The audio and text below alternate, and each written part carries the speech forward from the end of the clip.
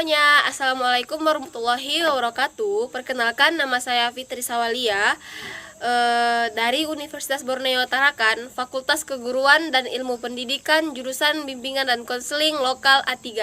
Nah, sebelum saya melanjutkan video ini, saya akan memberitahukan kalian mengapa saya membuat video ini. Nah, jadi tujuan saya membuat video ini adalah untuk memenuhi tugas mata kuliah pengantar konseling dan psikoterapi. Nah, di sini saya akan menjelaskan berdasarkan sub-subnya seperti berikut ini. Baiklah, ini adalah biografisnya Albert Ellis. Albert Ellis ini adalah seorang psikolog dari Amerika. Selanjutnya, sejarah RIBT.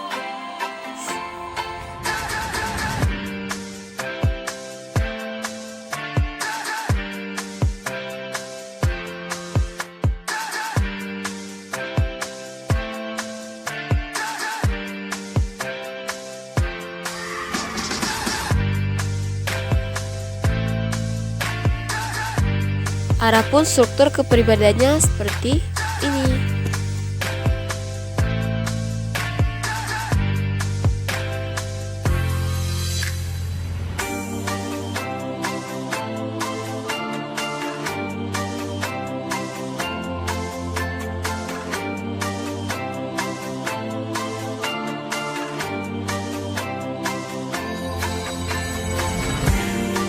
Oke, baiklah, di sini saya akan memberikan contoh dari struktur kepribadian RIBT. Nah, yaitu yang pertama, activating event. Nah, ini contohnya itu seperti perceraian dalam suatu keluarga, kemudian kelulusan bagi siswi dari SMP, SMA maupun yang masuk perguruan tinggi. Terus yang kedua itu belief. Nah, belief ini contohnya itu adalah kita itu harus mempunyai atau kita harus berpikiran yang positif, logis dan masuk di akal, seperti itu. Jadi kita itu sebagai manusia, kita itu harus berpikiran yang positif dan produktif. Intinya masuk di akal, seperti itu. Nah, kemudian yang ketiga itu emotional consequence. Nah, emotional consequence ini adalah sebab dari si E tadi, yaitu activating event. Seperti contohnya ya, kan activating event tadi contohnya itu perceraian dalam suatu keluarga, itu adalah akibatnya. Nah, sebabnya itu di emotional consequence. Sebabnya itu adalah mungkin salah satu dari pasangan ini ada yang selingkuh. Nah, seperti itu. Kemudian yang keempat yaitu adalah disputing. Nah, disputing ini adalah keyakinan kita yang harus dilawan. Maksudnya itu adalah keyakinan akan hal-hal mistis, seperti itu. Nah, kan tidak semuanya kita harus percaya. Ada juga yang harus kita lawan dan harus ditolak, seperti mitos-mitos yang terjadi pada saat sekarang ini, seperti itu. Kemudian yang terakhir itu adalah efek. Nah, contoh dari efek ini adalah psikolog yang maksudnya psikolog yang positif, seperti itu. Kita harus intinya efek ini itu adalah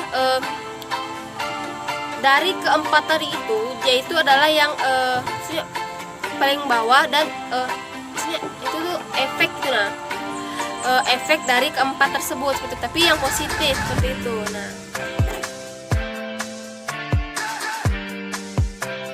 Hakikat manusia.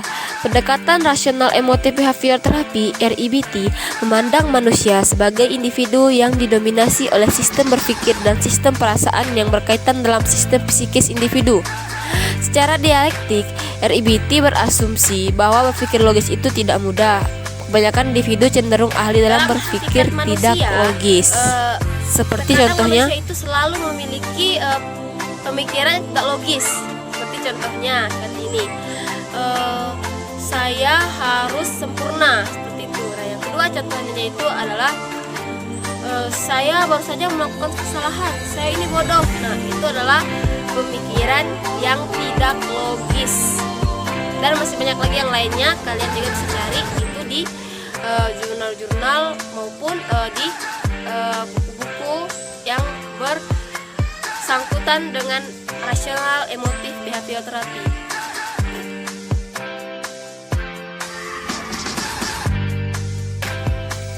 Hakikat konseling rasional emotif dilakukan dengan menggunakan prosedur yang bervariasi dan sistematis, yang secara khusus dimaksudkan untuk mengubah tingkah laku dalam batas-batas tujuan yang disusun bersama klien oleh konselor dan klien, yang disusun secara bersama-sama. Seperti itu.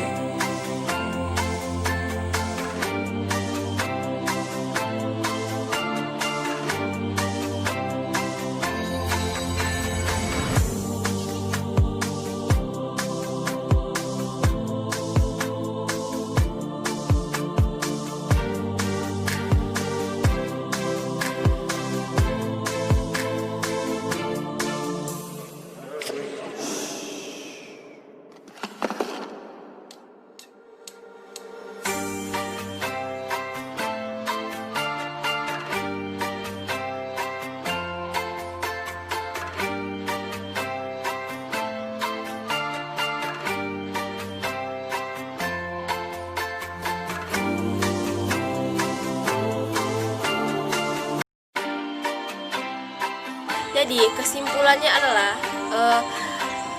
pendekatan RIBT ini adalah suatu ketidakkepuasan dari seorang Albert Ellis ini tadi, dan bertujuan untuk membantu dan berfokus pada konseli untuk menyadari bahwa mereka itu dapat hidup rasional dan produktif. RIBT ini juga membantu konseli agar berhenti untuk membuat tuntutan dan merasa kecil melalui kacauan. Konseli juga dalam RIBT ini dapat mengekspresikan beberapa perasaan negatif,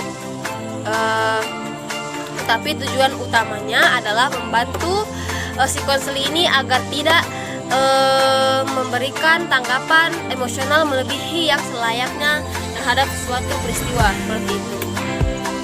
Baiklah, sekian dari video saya kali ini. Semoga bermanfaat, dan saya mohon maaf apabila dalam pemaparan saya ada yang kurang jelas dan kurang lengkap mungkin. Nah, menurut saya teorinya atau pendekatan rasional emotif behavior terapi ini adalah menurut saya sulit ya untuk dijelaskan, karena semua bahasa dan perkataannya tersebut itu menggunakan bahasa Inggris. Jadi saya harus mentranslate-nya lagi terlebih dahulu sebelum menjelaskannya seperti ini. Nah, sekian dari saya. Terima kasih. Wassalamualaikum warahmatullahi wabarakatuh.